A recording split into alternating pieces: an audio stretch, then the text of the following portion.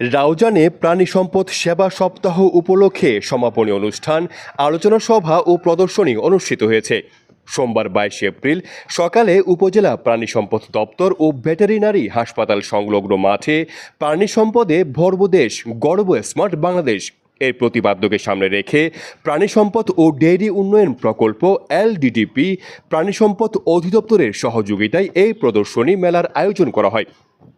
অনুষ্ঠানে প্রধান অতিথি ছিলেন রেলপথ মন্ত্রণালয় সম্পর্কিত সংসদীয় স্থায়ী কমিটির সভাপতি এবিএম ফজলে করিম চৌধুরী এমপি।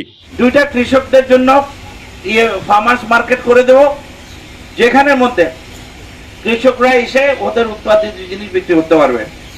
রাউজান উপজেলা নির্বাহী কর্মকর্তা অঙ্গজায় মারমার সভাপতিত্বে স্বাগত বক্তব্য রাখেন উপজেলা প্রাণী সম্পদ কর্মকর্তা ডাক্তার জয়িতা বসু। এলএসপি জাহিদুল আলম জাহেদ এর সঞ্চালনায় বিশেষ অতিথি ছিলেন উপজেলার চেয়ারম্যান AKM এহসানুল হায়দর চৌধুরী বাবুল, রাউজান পৌর মেয়র জমির উদ্দিন পারভেজ, উপজেলা সহকারী কমিশনার ভূমি রিদওয়ানুল ইসলাম, জেলা প্রাণী সম্পদ কর্মকর্তা নজরুল ইসলাম।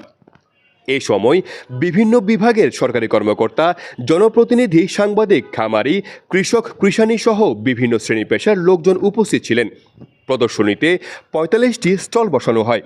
খামারিরা বিভিন্ন প্রজাতির ষাঁড়, গাভী, ছাগল, ভেড়া, ঘোড়া, রাজহাঁস, মুরগি, কবুতর, টার্কি, কোয়েল, ঘুঘু, পশুর খাবার ও ওষুধ নিয়ে প্রদর্শনীতে অংশগ্রহণ করেন।